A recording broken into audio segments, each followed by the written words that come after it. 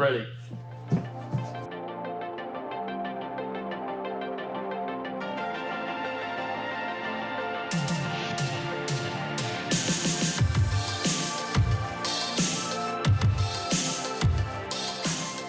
All right, you guys, we are kicking off this episode of the Outrun show. This is the show that's all about training and understanding how to get better. So today we're going to give you a section in the beginning where we're talking a little bit about what's going on with our training and with the gym. And then we're going to jump into the advice for how best to start training in the season. So what are we doing in spring to ramp up for all this time outdoors when the weather's great for training? And then we are wrapping up with some Q&A from folks, from some of the listeners we've acquired, which is awesome. So if you want, you can reference or skip to any part of the show in the comments for the podcast right down below, up above, around. Most of the time it's below. Yeah, down below. It's ever anywhere else. It's just always just below. But you never know. YouTube may change format in the future years. You're right. So you can actually, we have that stuff timestamped now, so you can go and find the subjects we've talked about, or pick the ones that you're most interested in listening to. We know your time's valuable, and if you listen through the whole thing, we really appreciate it, and allowing us to fill your headspace, basically. So let's kick off with just some of the latest and greatest that we have going on right now. Things are loosening a little bit in the world of the controls for COVID. We're starting off some personal training, which is allowing us to connect with members one-on-one. And I think we just want to say, first of all, thanks to folks who, hung in there and supported us at least this far through the challenge. And now we're in a place where we're able to give back a little bit more with some one-on-one attention. And I think we're actually finding that pretty enjoyable, to be honest. It's nice to take some time to connect with members. Yeah. One-on-one. Absolutely. There's some parents out there who just keep blowing our minds away with how much support they have for us. And sometimes it seems like it's unconditional. I don't know how we earn that, but that hits us hard. So thank you guys. Yeah, it's been actually, I think it's been good too, because it's a nice gentle easing back into coaching from what may be kind of a crazy time for some of the staff to be able to ease into coaching, to not have to go back to the big group classes, right? But one-on-one, kind of re-foster that connection with the student. It's been kind of fun. The ones that I run have been really awesome and really enjoyable to be a part of. So yeah, I think that something you said for that too is how awesome the staff is as well. I mean, we had a pretty good routine, and that was shattered. So anyone who's dependent on routine is definitely lost that. So yeah, people who like routine, some people, like, I love chaos. Like, generally, without people being hurt, the more chaos for me, the more opportunity for spontaneity, the better. And really my modality for when things get hectic is to lean more on process. And like Jess, you're definitely more of a process guy. So I kind of feel like if left alone, I like the chaos. But when I sense instability, then I'm moving towards process. And I think some of our coaches are starting to learn that about themselves too, right? Yeah. Yeah, for me, I think I find I really enjoy process and procedure and a routine, but only so that I know when the chaos can be scheduled, right? It's I know if this is my regular schedule and these are the projects I have to get done, on these times, I get to do my own thing, right? I get to stay at home and just watch Netflix or do my own training or whatever it may be. So and that can be unplanned time. What time is chaos happy hour for you? Right now with the projects we've got going on, it's 8 p.m. to midnight is about the only chaos time I get. That's a good hour of the day for chaos though. Yeah, it's not bad. Yeah, things until we settle back in with the coaching, because the coaching's back in, I think all of us are kind of hands back in the bucket, trying to make sure that coaches know what's happening. We're getting feedback from the coaches and giving direction where that needs to go. But until that settles down, right now it's kind of all up in the air. There's not a ton of routine for me. I can't read you most of the time, Justin, because you're pretty he's stoicism. I always try to have a routine, and then I'll have such a good routine for so long, and then I can't keep that routine up. There'll always be one day where it'll fall off, and then it's so hard to get that routine back. So I just start a completely different routine. So like how So- often do you fall off on the so- one day? So is this I can keep every a good week? routine up for like 2 months, and then the third month will fall off, and I have to come up with a completely new, something to take its place. Like approach. It's a Achilles heel for me. Is that all of you, or is it just like little areas that's like that? No, that's almost every, like my cleaning schedule at the apartment, my training schedule. Everything's bundled together. Yeah. Oh, So like when one thread goes, they all go. It's so It just ends It's in terrible, man. schedule limbo. Oh, yeah. I can sometimes I feel that way though. I'm either all together or not kind of person in some ways. But yeah, it's like that vigor has to have some control, and I think I hope what people can take from this scenario of this instability is that I mean it's a bit. I think it takes from the value to say that there are just many approaches to things, but I think that just in the world we live in now, you have to be able to switch those modalities, right? Like you need sort of a bare minimum 2 operating, ways to approach life or problems. Bare minimum 2. One is going to get you in trouble. Like if you only go approach things one way, you are going to run into conflict, because sometimes being too chill isn't good, and then other times pushing too hard isn't good. So you need a bare minimum. You probably need a soft and a hard approach to tackling issues. Otherwise, you're very static, and I just feel like you're going to suffer more. It definitely doesn't lend well to the current climate. Yeah. Not being adaptable, right? That's really what it comes down to. Is like if your schedule's not adaptable, like. that's So a I hard think time for you when I think things come up. adaptability is a tenet of many disciplines, but specifically parkour. Like I think that I'm not saying it's hypocritical, but it is an opportunity for us to test all of this, lip service to being adaptable, right? Because that's a big selling point in parkour for people, is just conceptually understanding that we're trying to overcome obstacles and adapt and whatnot. Is this not like, okay, this is a test, you said it, that's how you handle things, Now you gotta back it up. now you gotta back it up. Yeah, it's definitely a basic principle of like parkour as a physical sport, right? Like Mm-hmm. it's in every single competition, is never never scripted or guided. The routes on a speed course are loosely guided, but the intricacies of where you're going on those competitions is totally up to you on how you think you're going to be fastest. Your style comps is the same way. You pick your line, so you've got to be able to move on the fly in terms of like the actual sport physically. I would argue that a lot of parkour athletes are pretty bad about the metaphysical adapting, right? Or the more metaphorical adapting, like adapting their schedules or adapting their mental attitude. Just because Outside of training? outside of the physical aspect of parkour. I think it's pretty easy for everyone to visualize like what adaptability looks like in a physical form, right? Like running forward and then having to duck under something that you just caught last minute, or rapidly changing directions. But in my experience, and this is a personal problem that I had to deal with growing in my practice too, is like I talked a lot of talk about adaptability in my training, but in my personal life outside of training, was there actually that same like mental fortitude of like training, like, oh wow, I have to like switch gears on these things. I have to be able to, if I had a plan for a project and somebody in my team was like, nope, sorry, actually, I've got this other project, I'm not able to jump in there. Having to be able to adaptable and be like, okay, cool, I'll step into that role is definitely something that you kind of had to learn.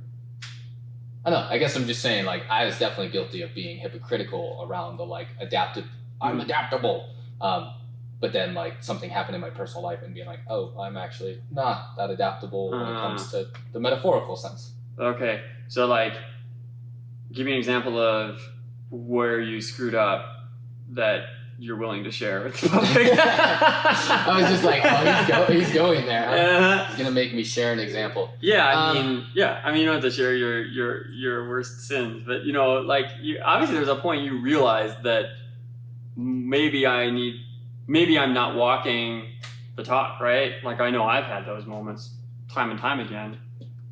Hopefully. Yeah, and like it's definitely not something that I've run into a ton in more like recent times. This is definitely more of like a early days of the gym, juggling multiple jobs in the startup. Yeah. But like, I mean, it still happens to me. Like most recently, pretty much every time like we get state guidelines that are like, here's what businesses can now do, right? It kind of upends everybody's business model that they were just about getting settled into a group with.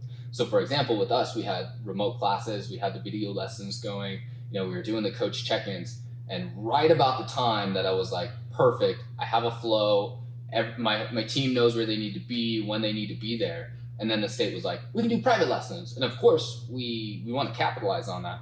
But now with the introduction of the private lessons, added so much more extra because we wanted to keep the momentum of the classes and the video lessons that we were doing. But now we also added in all this other stuff, right? So everything just got like upended. And it's really easy for me to be like, okay, cool, it's go time, Jesse. Jump in, and I start doing work, and I totally forget to like chunk out some time for that chaos like we were talking about for myself. And then 7, 8, multiple days go by where I haven't had a day off yet, and I'm just feeling irritated. And I'm not like irritated in the sense like I come to work, but irritated in the sense that I'm just not feeling like happy and go lucky and like, my usual enthusiasm. And then I have to look back and be like, oh, well, that's because I've been working, 7 days in a row now, and whatever, like I haven't been like, you know what, I'm going to put my phone away, not answer emails, not answer the messenger thread, and just like watch Netflix, with my wife. Right. And like not setting out that time, just like it like builds up, like lactic acid in the muscle just builds up until eventually you fail and you're like, should have taken a rest there a little bit. That's a more recent example of me just like not being adaptable on that. And my schedule changes and I almost adapt too hard where I'm like, okay, cool. It's no play time. It's all work time. And I stay over there until eventually something snaps. And I'm like, I'm just not happy right now. And then I have to like bring myself back rather than just moderating myself at the first part, Almost like delayed onset business soreness. The Dobbs. Yeah. I got Dobbs right now, guys. Yeah, I mean, I don't know. Am I the only one that does that? No, I think that. I mean, to be honest, I think. Do you feel like you do that, Justin? This past week for sure. Yeah. It feels like because you're absolutely right. We had such a flow going for those video lessons and the live lessons, and then to just be like, oh, the middle of the day's gone. We're doing private lessons. That's a huge wrench because we've never done that much work in the middle of the day before. So it's another new thing in the middle of the day. Like I'm not used to the free time being on either end. Yeah, on both ends, right? It's usually just one half of the day or the other. So yeah, morning or evening. It's like if you guys remember your first job, like. If you worked in a business that was like open really early in the morning, like 5 a.m. or something like that, and then worked till like 10 p.m. late at night, like having to work, it was great if you got the 5 a.m. to like 1 p.m. or 2 p.m. shift because then you had your whole afternoon and evening. And it was okay if you had the evening shift from like 3 p.m. to 10 p.m. because you had your whole mornings. But the shift you hated the most, guys, was noon to 5. Yep. Like that's the worst one, right? Or like 11, like right in the middle of the day because you're like, oh, I get to kind of like sleep in a little bit and make myself breakfast and like have my coffee. Then I go in, but I also don't get enough time to like meet up with people or do like a social activity in the evening. That's kind of what it felt like. Really? It was just like suddenly like there was just like boom, coaching right in the middle of the day, and you're like, yeah. For me, I think that block of time, I feel pretty adaptable just because I've had to work jobs in different times and can kind of move that way. But to your earlier point, like how do you handle like when it's just like, what was the movie that Tom Cruise was in where he kept waking up and then having to solve he would make it a little further each day? It's like Edge of Tomorrow, but I think the actual name of the movie was something else, right? Edge of Tomorrow is like the tagline of it. I think it's actually the subtitle and the actual name of the movie is something else. But it's really just Dark Souls. It's just Dark Souls. Yeah, so the premise of both, and then Colin can link out trailers to Dark Souls and Tom Cruise movies, is that you wake up every morning and you remember the day before, but you're essentially trying to complete the exact same scenario and get a little further each time. right? Yeah. The scenario that doesn't change. Like if you ducked here and then you got hit by something there, that will still happen again the next day, but you'll feel like you can't make it any further or that there's a limit or something like that. And to some degree, I view more broader, like, sort of like challenges and like windfall and like adversity that way, where I know if I like wake up and, okay, here it is. Here's where things get really hard, and here's where everyone gets stressed, and here's where we're under pressure for time. I stepped on this metaphorical mine last time. Wait, okay, here it comes. This is what's gonna happen. People are gonna get stressed out. Maybe when Jesse starts to get burnt out, he's a little fussy. I can see it. He furrows his brow and his patience isn't quite there. And that's like the tremor. That's the early warning of like, okay, whatever he needs to do, like break time or whatever, maybe he needs that. All right. And then Justin tends to like overwork. So if I find him in here just like working really hard, but just like alone or something like that, I'm like, oh, he's looking for control. You got the lights off and he's like scrubbing the floor, muttering to himself. Or yeah, he's just like, oh, I put in a 13-hour day, you guys, but like he won't tell you what he did. He just was doing it. Like there was no communication, and I assume that that's an impulse, like a reaction that comes in. But I don't know. But for me, it tends to be, I get a lot of anxiety in tension and just like, oh, we've got to get this done. Why isn't everyone working, and why isn't everyone paying attention to this, and why doesn't everyone see why this is a really big deal? They need to see that now. Whatever I have to do to make them see that now, I need to do. So if I need to stand on top of something and yell about it, or if I need to like write a bunch of emails, over communicate, or force meetings into a day, that's my sort of indicator that I think I'm going too deep. And I think that just people handle that differently. But I think one of the best life lessons is to be able to begin to identify that sort of Groundhog Day / Tom Cruise movie, whatever it is, Dark Souls, right? That pattern where you're like, wait, deja vu. We've had something like this. The flavor is different, but we've been to this party before. We know what happens now. Like we've had enough. And the better you get observing people's behaviors and just knowing that that's going to happen, there is no other side. Like I think people view life as a continuum where like, here's the challenge, and then it's all downhill, right? But that just kind of happens all the time at some level. Yep. And so learning on what your tendencies are going to be, it's almost like Westworld too. You guys are watching Westworld, right? I watched one episode of Westworld. What? Yeah. Dude, it may be the best show. I'm willing to say Westworld this season is my favorite TV show ever. Really? Well, except for as a kid when you like X-Men and Ninja Turtles and Power Rangers and stuff like that, or Pokemon for you guys, but But I'm saying as an Pokemon adult, is actually an awful TV show. I know you go back and watch that stuff and you're like, no, even back wrote then we this? were like, this is pretty awful. Oh, really? Yeah. You didn't accomplish much. Even at a young age, I was like, I recognize that if there are magical creatures at your disposal, you should be accomplishing more than you are. He's just playing around the forest. He's playing around the forest, like crying on things. The drama in those are really high. But Westworld, I think, is the best because it just has that, like I haven't felt that feeling of like there's enough sort of like imagery on the future. Like Back to the Future 2 reminds me of Westworld in that you're sort of, they're basing it off of sort of like a near future. That's the one where they go He goes into the the future. Nope, that's the third one.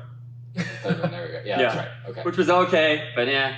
The second one was the cool one because that's the one where everybody went and like kind of tried to imagine themselves in whatever it was, the year 2016 actually. I think it was actually 2016 or something like that. 2016, 2020, yeah. We're worth a rewatch though. We're past it. Well, for the longest time on the internet, there was these memes that would have the date with the flux capacitors like UI on it that was like, today's the day of Back to the Future. But they kept changing the date, so it was all like it was all a scam to get people to share the post. It's the actual date was I think something in 2016 or whatever. Some nerd about Back to the Future would be like, actually it was February. You'll tell you, but so somebody can comment on that, right? Yeah. Colin, tell us when that day was. So the idea being that like it was weird to imagine like if they walk through the store and there's like the original like Macintosh computers in an antique store and stuff like that, and then some of their ideas about flying cars and what things might be like in the future. I think Westworld's doing a lot of that right now. Mm-hmm. And plus the writing is so good. And you're balancing that sort of understanding that great broader realization that we have a lot less control, whether you believe in free will or not, we have a lot less control than we think we do. Like the patterns are becoming obvious. And at least at some level, you look at Westworld, which the premise is that people do AI interacting with humans, and you have this code that's written for you, and it's this: do you have free will or not as AI? And then sort of bleeds into that, and this season bleeds into: do people have that? Because I'm not going to give stuff away. No spoiler alerts, but it moves to the human side in a twisty way. Yeah, it is. It's a pretty good switch. It's from the first 2 seasons, and like it was always about the someone else was being controlled, someone else had their own story written for them and their narrative, and they had to choose their own. And then this season is all about the individual. Like, do you have that power?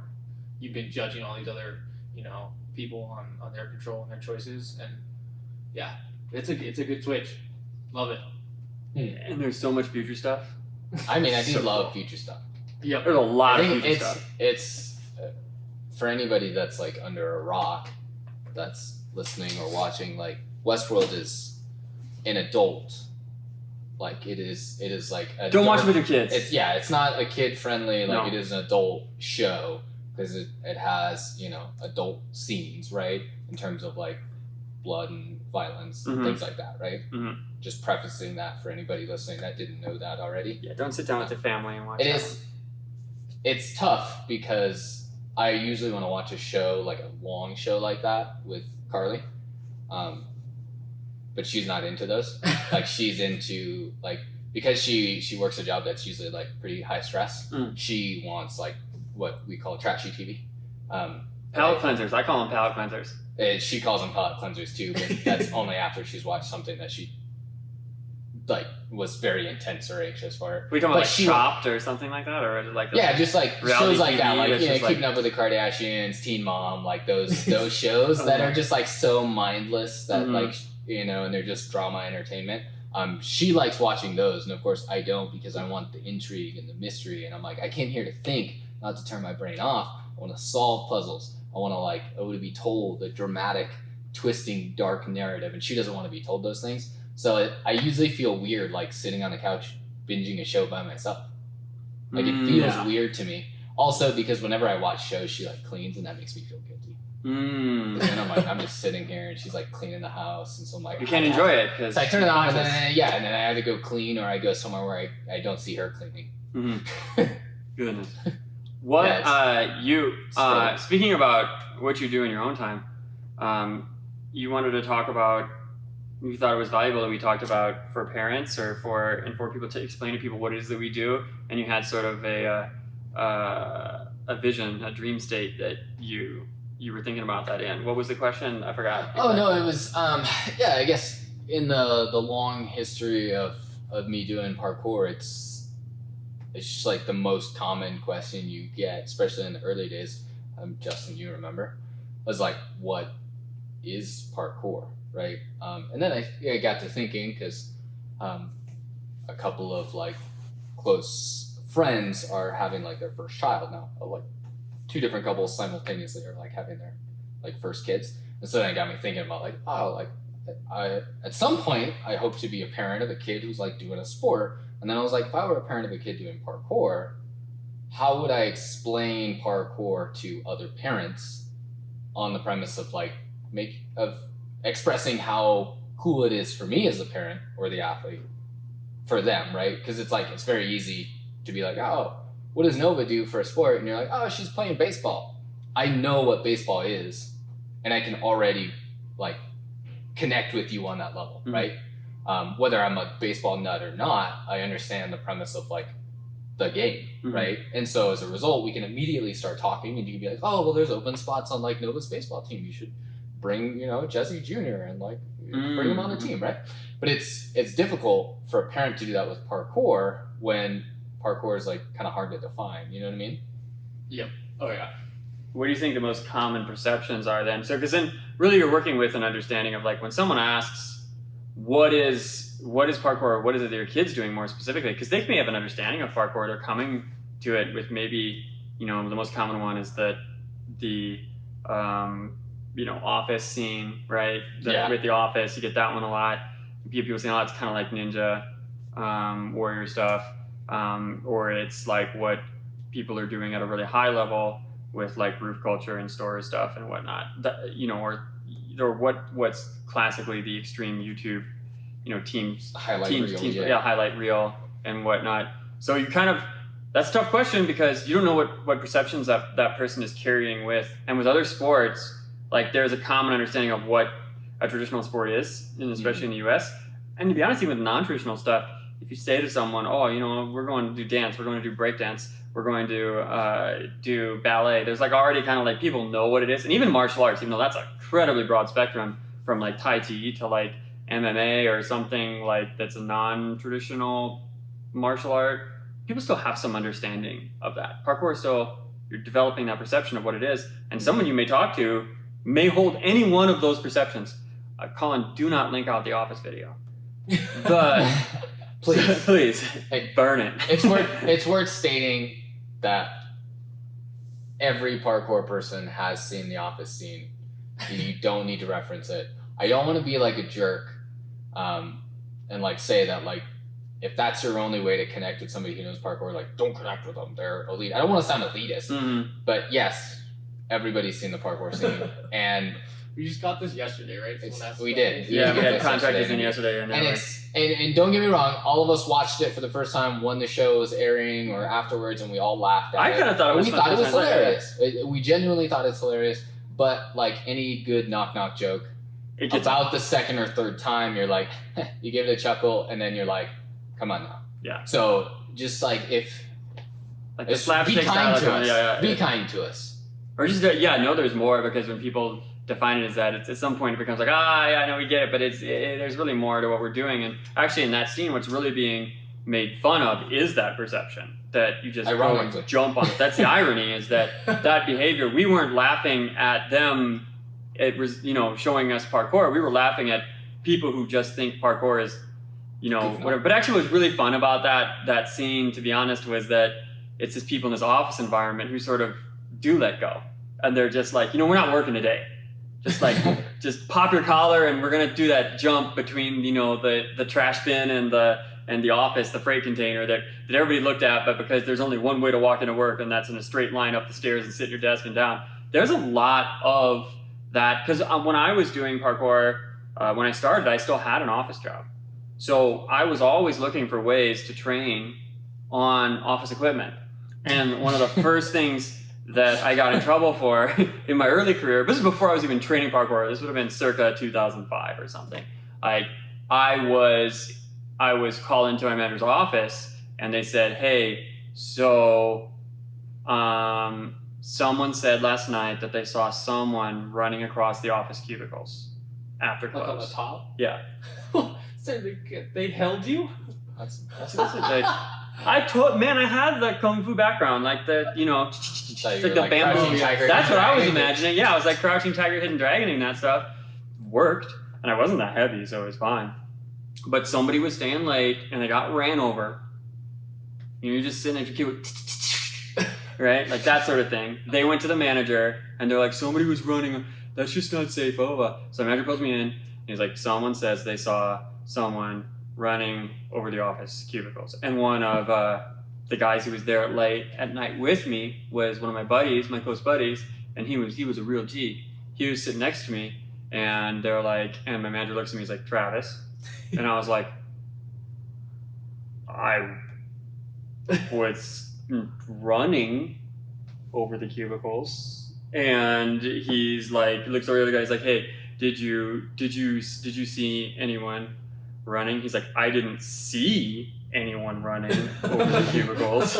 Clearly you would hear it. They're like, they've got the clanky metal at the top, they're just a cap. It's like, it would sound like, right? So he was like, I didn't see it. And he's like, fair enough.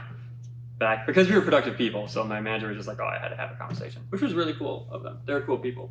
But yeah, so there is sort of like that tension in the office space. And we went, and I worked with the company I worked with to create some policies. There was like, there was this bit of like, I feel like acceptance where people weren't doing standing desks. Remember that? Like that was weird. Yeah. Like we had a standing desk, and then people were like, you stand at your desk? Like for a while that was weird, and we were some of the pioneers of that. We brought standing desks into an office of like 50 people. And in the beginning it was 2 people with printer, like container boxes stacked on top. And then it went from that to I think almost like somewhere around like 60% of the office converted to standing desks, and it was just an IKEA desk solution. You throw a little IKEA table. Oh no, I Remember that? remember you going in there to see people with those little IKEA corner end tables Yeah. on top of the actual just desk, and then their monitor there and keyboard, and I was like, huh. That's kind of weird. But That yeah, works, I guess. so we were like, yeah, and I had a buddy who got into it too, and he's the one who found the cheap solution, because the first argument is, well, we can't afford standing desks for everyone. I'm like, no, but you can afford a $15 IKEA coffee bench that's about the size of these pile boxes, 18 inches or something. You just put that on your regular desk. There you go, done. Right? Just solve the problem. So we have that. So I think that there is a lot more. Maybe we should flip that conversation when people are like, have you seen the office things? Like, oh yeah, have you ever done that at work? Oh yeah. We could flip it, and they'd be like, "Whoa, Of course no, not. I haven't." Never. Well, maybe you should try. Have you tried, flipping your desks over and stacking them and jumping on them? Why don't you see what happens? And then if they experience difficulty with that technique, then they can come back and train with us. Yeah, I actually did try, and in addition to losing my job, I also hurt myself. So I'm here for lessons now. So I'm here for lessons. So yeah, Hopefully, if you do move in the office in whatever capacity, I wish you best of luck, and I hope that that doesn't result in any sort of slap on the wrist or any negative consequences like that. do it. Movement belongs everywhere.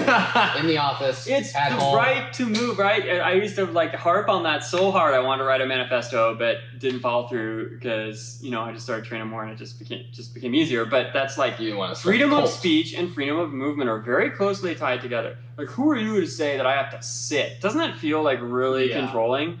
Like, For no, sure. sit. What? Wait, what? But I'm human. Like, can't I stand? No, sit. Well, if Yes. I'm not disorderly, can I stand? No, sit. Yep. It's Yeah. definitely a control factor there. Yeah, well, I don't think it's cultural. I don't think it's like a sinister thing. It's not like I don't think there's a somebody's conspiracy. like, I don't think somebody is like trying to lord over you because they get off on the control. But yeah, I mean, I think definitely culturally, it's a shift, right? It's like any great cultural shift where people are like, wait, oh yeah, I remember when that wasn't a thing, like when women couldn't vote. Yeah. Like before that time, it was like that's just the way it is, and now we're like, that's ridiculous. What do you Wrong. mean? Right, exactly. That's silly. That's so silly. It doesn't make any sense that it ever existed in the first place. Right. But that's the kind of weird way that culture works sometimes. Yeah, and I think that's a landscape, right? We're not trying to. I wouldn't try to equate any particular sort of issue, rights, voting versus whatever, or Oh no, versus I'm not sitting. equating But them. I don't think you are. But I want to clarify because this is the environment we live in right now. Yeah. So Yeah. Good to. this is being adaptable. So but there is a place on that in that spectrum or that landscape of morality where there's a control factor there. Yeah, it's like the study of where they have that, and then again, this is an inhumane thing where they have I can't remember if it was monkeys or if it was chimpanzees, where they're like, one goes and gets the banana and then he gets electrocuted. So then they put the monkeys in a cage. One goes and gets a banana, he gets electrocuted, and eventually all the monkeys in the cage learn that if you go to get the banana, you get electrocuted, right? Without having to actually doing it. And then what's crazier is generations passed, and then the original monkeys that actually had contact with the banana are all gone. But the learned behavior of the tribe is don't let anyone go up by that, because they don't know why. Wow, that is remarkable and Morbid at the same time. inhumane. Yeah. Now, I may be taking some liberties with that experiment. I'm not sure if that's exactly right. But it's What's of the shock nature. level, right? It could just be like a little discomfort. Well, and actually, I can't remember But the at the same exact time. scenario of the study, but we can just observe that around us. There are certainly generational behaviors that we've just assumed through culture that we don't change because I don't know why I'm just not We don't doing think that. It's like, of course you sit. Why not? I don't know. My dad did, dad before, blah, blah, blah, blah, mom before that. Right, so that's just something to think about. So sorry, I derailed us with this monkey business, but how are we describing that now? Like, what it sounds to me like that opinion. When I heard you talking about that, I was thinking that your position on that had evolved, right? Like originally you were saying what did you use to tell people parkour was? Oh well, the exact wording changes all the time based on like my experience with it, and it grows, of course. It goes from like one sentence with an example to like, a paragraph. But my more recent stance and the answer to that has actually shifted away from this like really deep. Well, Justin, how tied in is the definition of parkour in the early days to philosophy? Yeah, it was like the same. They were 1-to-1. inseparable, right? Like you couldn't ask somebody who's doing parkour what they were doing without getting some like philosophical like answer. And now I shift forward where maybe it's just maturity, or maybe I'm a little jaded. I hope I'm not. Philosophically jaded, huh? But I like when people ask me about parkour, I don't even touch into any sort of like, it's great for like determination and adaptability, and like I stick straight to the physicals. The same way that I would describe if, my kid was playing soccer and somebody was like, what's soccer? Mm-hmm. I'd be like, it's a sport. It's this game where essentially the goal is, you have one team versus the other team, and you have a ball, and the goal is, right, that's how I start to describe parkour with absolute, like, I'm not talking about, like, it's great for, like, teamwork and, like, footwork, like, because he has to run and juggle a ball at the same time, and he's got to coordinate with his team. It's really great for, like, foot-eye coordination. Mm-hmm. Like, I don't get into any of that stuff. When I'm talking about it, I just keep it physical. And I think the reason for that is because I want the person I'm talking to inject their own feelings and biases into what I'm giving them. Essentially, I'm creating a parkour box for them, and I'm letting them decide what goes in it, what the actual shape of the box is. I'm giving them the like, here's a frame, here's a floor, floor frame, here's a top piece, here's a wall, and they get to assemble their parkour opinion box in whatever shape it may come for them. And I find that makes it way easier for me, because it allows them to be like, oh, that's really cool. I'm actually into calisthenics, and that sounds really similar to like how I would train a calisthenics session. It's like I just go in there and I like goof around on a bar for a little bit, and I find something that I struggle with, and then I start like really trying to focus on that skill. I'm like, yeah, that's how I train parkour. I go in the gym, I jump on some stuff, I find like a challenge, and I didn't think about that, and then I work on that challenge for a little bit, right? And I find that like that allows me to connect with the person who's asking me that question a whole heck of a lot better. So the irony is that you use parkour metaphors to describe how you're not describing parkour metaphorically. No, I describe parkour metaphorically, but I don't describe parkour philosophically. Okay. I understand. That makes sense. Because earlier on, like, it was a lot about, and even I would encounter this too, even coming from like more of some people come from a traditional sports background, but I came from the martial arts background, and trust me, there's plenty of philosophy in martial arts. Yeah, they're the original proponents of like philosophy and sport. Right, exactly. And so when I was hearing people talk about, I guess that and actually, like, I was introduced to the physical elements of parkour watching, David Bell and Sit, sir. Yeah. Justin has moved into a squat, and we're now trying to control him. He will. Sit. He will. Left unchecked, he will get to a standing position. He will get to a standing position. Just standing. Slowly rises and falls. More metaphors. But I agreed. Like, I'd look at it and I'd say and for me, this is where I think I again go back to like my principles for how I approach training personally in my movement disciplines, and a lot of this comes from sort of an amalgamation of martial arts stuff, and that is that there are different elements of it, and when you're talking to some people, I feel like you have to be able to give examples of the discipline. And I think that's what's changed. I think that there's been just enough time for the discipline to become, because discipline takes time. You can't wake up and organize a new way of training and then be like, cool, we got 2 months in, 2 years in, we have a whole new thing, right? It has to be more theory in the beginning, because you're trying to create some cohesion around what problems it's solving, why is it culturally present, what are the principles of it, and those sort of things matter more early on. But I mean, they matter early on too. But for as long as it's been around now, the discipline can really shine. I think that's a big difference. Yeah.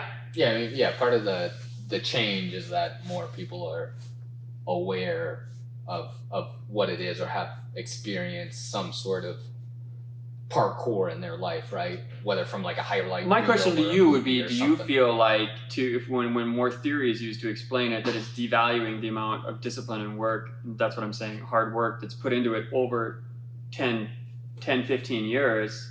No, I think it's. If I'm being honest, I have never had much of an ear for like philosophy.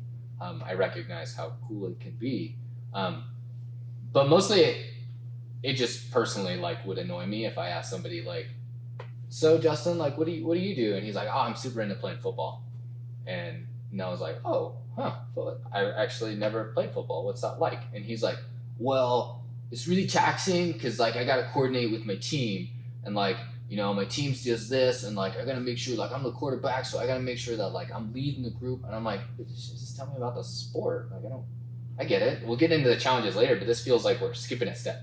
Like we should have started with, "Hi, my name is," and you're talking about like what you watched on Netflix and how it made you feel emotionally. Mm-hmm. Like it feels like there's a break. Like when I start talking about philosophy and parkour to somebody who just asked about it, Mm-hmm.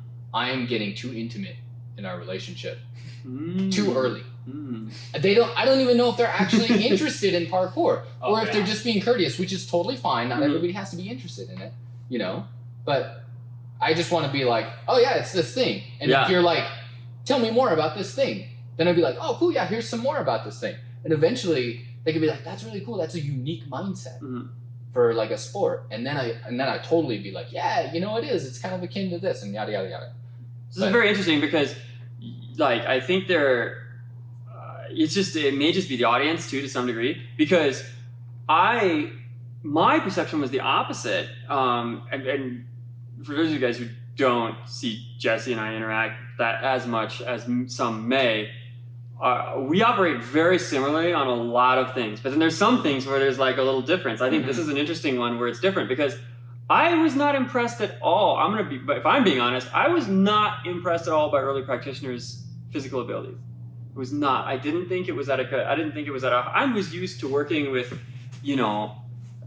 very high level, nearly like unimaginable things in the world of sport, martial arts, and and the traditional stuff too. So I'd seen some crazy stuff like qigong, like some crazy like Shaolin monk stuff. I'd seen athletes who were at this like peak level that were sort of like carryover from like the more Soviet approach to like Olympic training stuff in China. I'd see these really high level athletes, and then I see these guys jumping around off roofs, and I'm just like, okay, that's kind of cool. Oh, I get it. You're kind of stepping on things you're not supposed to, and You little rebel, you little rebel. That's cute, but it was the philosophical answer that parkour was providing to Western society, trying to frame everything into a drywall box. And for me, it was only the philosophy that got me accepting of what at that time I saw as a athletic deficit in the sport, because in sport. Well, the discipline is what I would say now. I would say at that point, to me, the discipline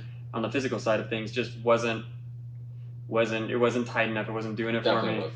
No, and to be fair, there were people who were definitely, they were in new territory, and so when you're in new territory, you're sort of breaking ground. You're doing things, you're breaking the jump and stuff like that, right? Like that's happening. So you don't have that like refining period yet. You're exploring new bounds, new territory, and you're sort of emerging. So but now I look at the discipline, and actually early on I would look at the discipline and I would say, holy cow, people who are really good natural athletes, if they were to step into this right now and work really hard, there's a window in which they could make a name for themselves pretty easily.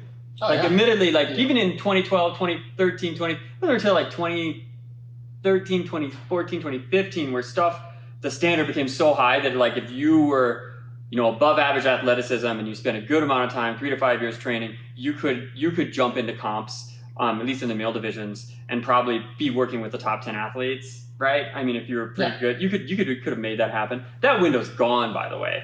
I mean, it was very short-lived. Yeah. You'd have to find a little regional comp to really be just an athletic person and then just hop in and win without some really good pro sports background or something. But that's actually what got me going the other direction, which is the philosophy. Was the philosophy, because it excused away, it had so much value, it excused away what I saw was this, the physical side of the discipline just not quite being at the level of like athleticism that I was used to seeing. And I'm not saying I You was saw there. the potential. Right. I saw the potential and I said, here's opportunity, which is a personality trait of mine.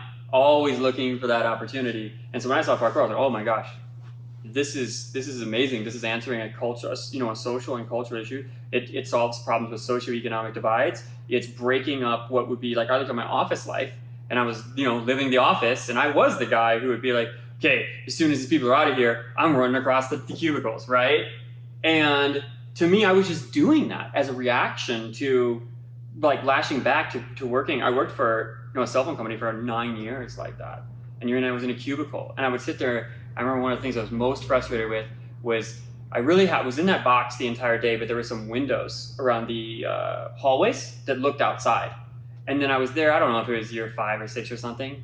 And then I could at least be there and see the outside. And then they came and they decided that was too much light. And they put very dark tint over the windows. And I was like, I can't even look outside anymore. Like I can't even look out from my cage, right, that I've been in for this many years. And so I was already lashing out against that. And I feel like that was the same sort of reaction, parkour. In the cities, you could put people in these projects, essentially, right? They're on this concrete jungle, and then you're like, no, you have to stay here. Be poor, go to school, get a job, don't fall into the system. If you do, you're going to be incarcerated. I think that not everybody had that. That wasn't my parkour background, but when I imagine, you know what I mean? That there's this answer. Right. It's the answer to hyper institution. It's the pressure valve for hyper institutionalism. In many ways. So The Office is like that even as a show. Yeah. So The Office is parkour. It all comes back. The Office is parkour. But I've often made that argument. Oh, really? Okay. Yeah. Well, yeah, they genuinely thought, at least in the actor, in the screenplay, that those actors, those characters were doing parkour. And the intention, like we talked about before, what makes something parkour is the intention. And they were intending to do parkour, and it was a comical and pretty inefficient attempt, but it was definitely an attempt. The intention was there, and that was parkour. Right, so I want to expand on that even. I want to make the outlandish and overly philosophical claim, sorry to work against the point you're trying to make, is that the actual TV series is a reaction, like Office Space the movie, to that institution that is the boring office, right? Yes. So the joke is on them, because the actual series is the same reason that people train parkour. They were like, oh, well, we're going to make a joke. Culturally, it's that answer to saying these are the rules all the time, and not so much like the anarchist, like I'm anti-culture, so blah blah blah, right? But more this is what I want to explore. Maybe I don't want to work in an office where I don't have windows and I wear a tie all the time. Maybe I could still be productive in a different way, right? The Office is making fun of this sort of business institution that's too confining, and I think that there's parallels there between the true intention of parkour, which is to allow yourself, to allow yourself to learn and grow and explore without institutions telling you this is how you have to do it. I think we would all agree that even if you don't like philosophy, that's sort of a value, right? Yes. Mm-hmm. Right. So, okay, I stole that. Sorry. You were going to say something about how you would explain it as a discipline to give, I think, parents an answer to. Nothing specifically worded, no, but I was just going to say that and again, everybody knows their friends the best, right? I don't presume to know what every conversation about parkour is going to start or end, despite my thousands of conversations that I've had about parkour. But in my experience, it's always resonated better to start the conversation with something that's more open-ended about the description. Because there may be somebody like you who really digs the philosophy of it, but more often than not, that I find that most people don't want to dig into those weeds or those flowers. It's true. That early about something. They just don't want to because they don't know you, and you typically don't engage with strangers on that level of philosophical talk that early. Mm-hmm. So I would find that early on, I would give those philosophical answers. So you would try and break into that early on. You're saying that because wasn't. I was like, here's why it matters. Here's why it's not just. And I had to try so hard to validate what I did. I was like, it's not just jumping on stuff. Here's why. Here's all the philosophy behind it. And it's just like you can just watch the dead in their eyes, just like. Oh, for sure. Whoa. Really? Oh yeah, from the very beginning. No, I still feel like I get that answer when you have a few people who don't know what it is yet. I stay very far away from any philosophical answer because the people just get bored by it. I think in America, at least. Yeah, I'm poking at sort of like my experience in relationship to that, but I would agree. I have to agree with you too. I think if someone just asks me what it is, I'm just like, oh, it's similar because I can more easily make martial arts references. I'll be like, that's it's like you're working on obstacles, so think obstacle courses, but then it's like the discipline of that. It's the practice of that. There's not one single obstacle course we're working on, but we're working on more like a general competence of how do you run, jump, climb, balance that has to carry over to other things that you do in life. Upper body strength. We have a lot of kids sitting in chairs now and they're hunched over the whole time. They don't develop upper body strength because I'm just but I'm more so listening to what it is. You get fatigued, right? If you start with philosophy, it's just everything starts flattening and it's like, oh man, I don't know if I have the number of people ask me about what this is, if I even have the energy to explain to them what it is. It's a lot of investment for a conversation that you don't know if you're that invested in. Right. They may not. And that's, again, like there's no, like not everybody needs to be like, parkour, that's the coolest thing I've ever seen. Like I recognize that everybody's different and some people are like, nah, I'm just into like bodybuilding. It's so hard because like, oh, cool. to do it justice, it's like someone walking up to you and being like, hey, what's this art thing? And you'd be like, art? What's art? And they'd be like, yeah, saw this thing on the office where people just started pulling paint out and they were throwing it on everything. And I was just like, that's hilarious. Is that what you do? And you'd be like, Yeah. Well, kind of. That should be kind of insulting. But yeah. Well, it is. Yeah, I mean, it is. I always felt that there was like parkour people who were insulted when people asked that. But I was never insulted because I already knew that I was doing the exact thing that they were doing before the office had that episode. There would always be a time in training where we just started warming up and someone would be like, all right, what's your line, Justin? And it'd be like, I'm just rolling over this thing and then I'm going to slap my butt on the camera. So, cool. Deal with that. And then, I don't think we were ever saying like parkour, but we were certainly doing the exact same thing that Michael Scott was doing on camera before Michael Scott did it. It's true. And so when that episode came out, like I was like, oh my gosh, this episode, it's just us when we're in our worst. And then everyone else was doing it. But I was like, but you guys are making fun of me, but you can't, you don't understand. Right. It is true. I did do that. Yes. And I did mess around. And you do. And we still do. And you do. It's less. I mean, it used to be like 80% and then 20% seriousness, but now it's the other way around. So that's awesome. I was never insulted when people brought that up. I always thought it was just like, yep, it does look like that sometimes. Yeah, I think the insult is when people assume that like what you do is as a whole goofy and fun and kind of chaotic, right? It's if somebody was like, yeah, like have you had training sessions like that? I'd be like 100%. Yes, training session where we stacked foam on the air trick and we tried to run across the top of the foam while people shot foam bow and arrows at us. There is video of that. Yeah. We've done that totally, but they didn't assume that was the entirety of my practice, right? Because nobody goes to a football player or a soccer player and is like, so have you ever just like chucked a football at like just like trees or something, like Napoleon Dynamite? Yes, exactly. Throw the pigskin over the mountains. Yes, you know what I mean? Like nobody, like definitely, you've had a day on the field where you're practicing where you're like, I wonder if I can peg my friend with a football, and you just huck it, right? Or how far can I throw the ball, and you're just goofing off on the field. There's definitely been days like that, but that's not all your practice. Right? Yeah, absolutely. Well, I think all right, that's cool. I think we stick with that. Let's pivot into. Did we get your? Oh yeah. Okay. I just wanted to voice that. Yeah. Like parents, you don't have to describe.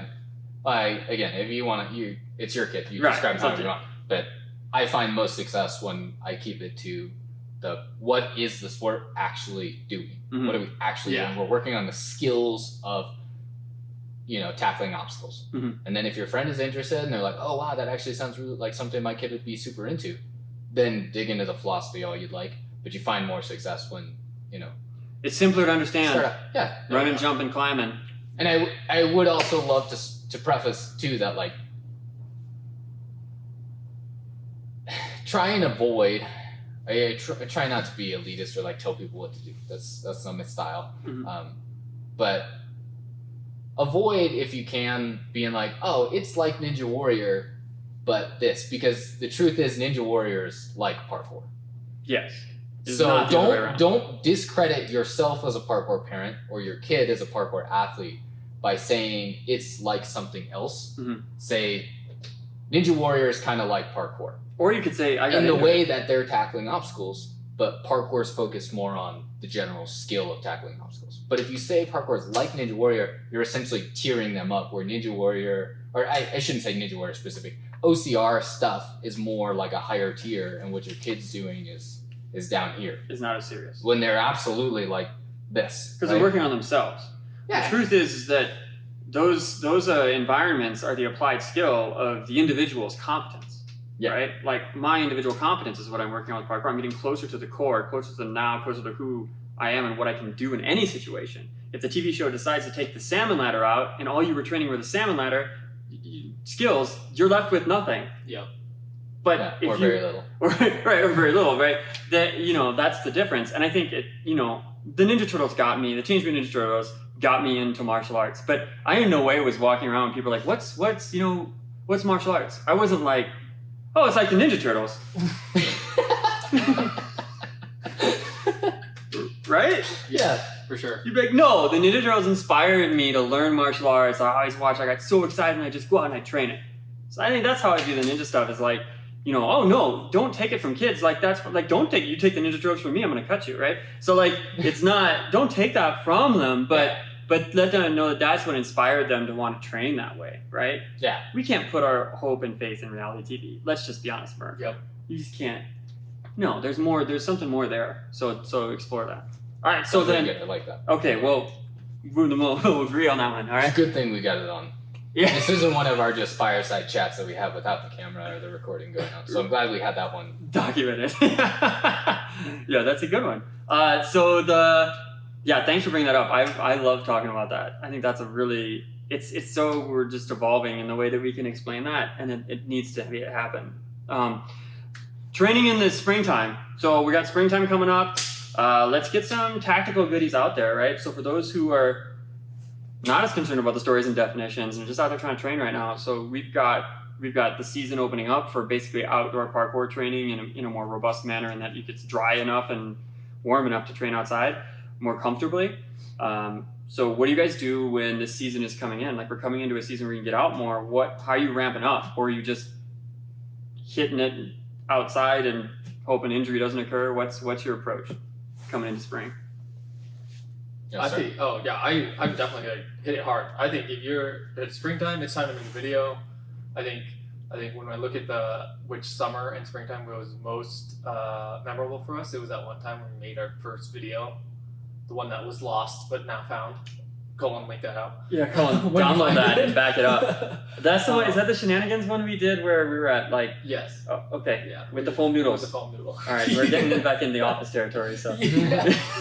But yeah, I mean, I think like I always feel like winter's the time where you're preparing for it. Like, it's the season where you're working out and you're doing the more boring work. But once summer hits and once spring hits, I think it's time to record that year. I think it's time to get out there and make sure that you remember this year, and I think video is such a great way to do it, because it can tie in the athletics that you're doing, the skills that you learn, but it takes a snapshot of your community and your relationship with everybody else around you. So, but if you wait longer than spring, if you get started in the middle of summer, there's always that chance that it never gets finished, or that or the weather runs out, or you just can't get it. But if you start early, you get time to finish. Oh, so you're saying start that project earlier on and versus trying to, because I think a lot of people make the not mistake, but they're in the mindset of, I'm going to use the entire summer to train, and then fall I'll make that video. Yeah. Yep. Yeah, I can get it done.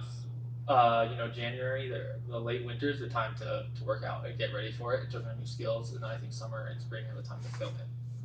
It's like that's kind of going back to like a previous episode, I guess, where setting goals, right? Like, I think a big factor too for most people not filming that summer video is that they're like, oh, I need the summer to brush up and get really good, and then I'll film my video, right? But we know realistically, like, there's not a ton of progress that you can make in 3 months in the power industry. That's just not how, like, that's just not how biology works. But you're a beginner. You can absolutely, I guess there is a bit of novice effect depending on your point of training. But yeah, like, don't judge yourself too hardly. Just be like, you know what, I'm going to film a video and I'm going to start filming now, and be like, that was a clip that I felt like was challenging for me to film. And even if it doesn't look challenging when you watch it back, put it in there. Throw it in there. Did you work on that clip? Was it, like, difficult, or did you just, like, one-shot it? If you one-shotted it and you're still like, nah, that wasn't that cool, fine, you can throw it. But if you're like, yeah, I had to take 4 or 5 shots of that to get it how I felt like it was good, post it in there. Even if you're like, nobody's going to be impressed by this, right? Like, somebody will be impressed by it more than you think, because... Right, but if you're trying to impress the parkour community and you're judging yourself against that, you're gonna lose every time. So just make your video. Just start out and be like, you know what? I know I got the rust, but I'm gonna film myself shaking it off. How cool would that be too? If you started your videos like you show yourself rusty at the start of the summer, and the end of the summer you got clean, precise, smooth lines. Like, that's a cool video too. But I love it. It's like a snapshot of your training and your community at that time. Yeah. And also, who's your biggest critic? Always. Yeah. Always your mom. That's awesome. I hope Joni's listening to that. She's always been very supportive. No. If anything, her critique is like, you should do more of these. It's quality. Yeah, it's quality. No, but I just think that's funny. A lot of it is honesty, especially early on in training. Be honest with yourself. That's just where you're at. And again, I think we could link back to episode 1 where we talked about the value of recording yourself for training and that snapshots of time. But I think in relationship to your training period right now, I think you're right. I think you start recording right away. Capture it. Yep. Capture it. Use that to make yourself excited. And I think that even your preseason, let's be tactical about that. I agree too. I think that winter is a really good time to move into strength and, to be honest, mobility, because you're spending a little more time disproportionately potentially indoors. And that's what I do. I'm typically early winter and post high caloric intake holiday season. the first quarter of the year, I'm trying to do like a strength cycle, and trying to also I think it's good to pair mobility with that, since I know that for the majority of like spring, summer, even fall, I'm pretty power biased, pretty volume biased with my training. So do you guys use periodization in your training? And then what if you were, let's say you were even thinking about that, what would you do now to ramp up? Because I don't think you want to go cold into what you were doing the year prior.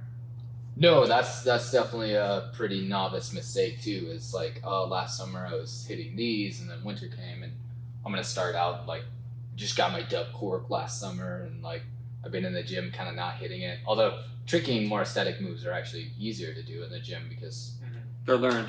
And usually you learn them in the gym, right? So you might do better in the so you're practicing. But more traditional parkour power stuff. Yeah, like going out and trying to hit the same jump that you hit last year before the deep snows set in. Like, that can be pretty dangerous. If you're young, you can get away with it, but yeah, if you're older, you can't go back right away.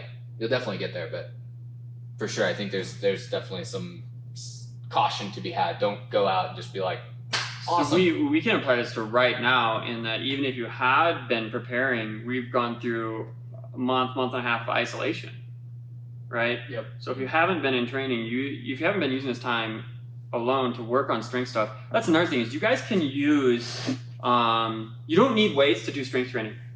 Like, there's modifications. Most push-up progressions can be modified for almost any athlete based on the lean and working towards a planche push-up, versus just a regular push-up, or even improving your regular push-up, or loading that with a vest or a kid or a sack of potatoes or whatever, right? Sack of potatoes. Or some like ground chuck on either like shoulder blade. Just whatever you got, right? Your cat or your sofa, get under there. No, that's not serious training technique.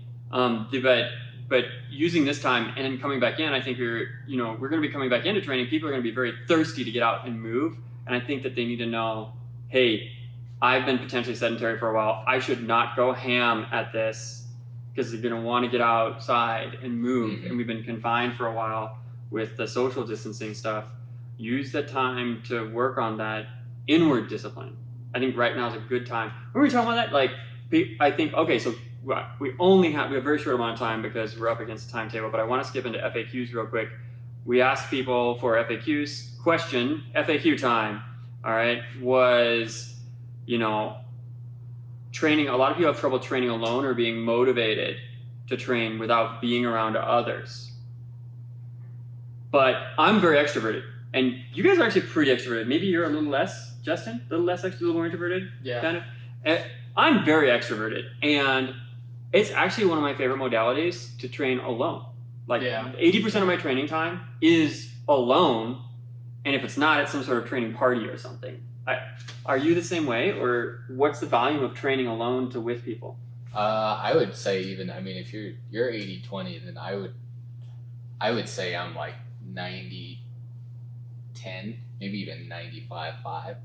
I just found that as I practice parkour more, like I want to move at a different pace. Yeah, I'll be honest, for sure. in that I'm now at the point age-wise where there are probably more parkour athletes that are younger than me by a larger margin than there are older than me by that same margin. Yes. Right. Yeah.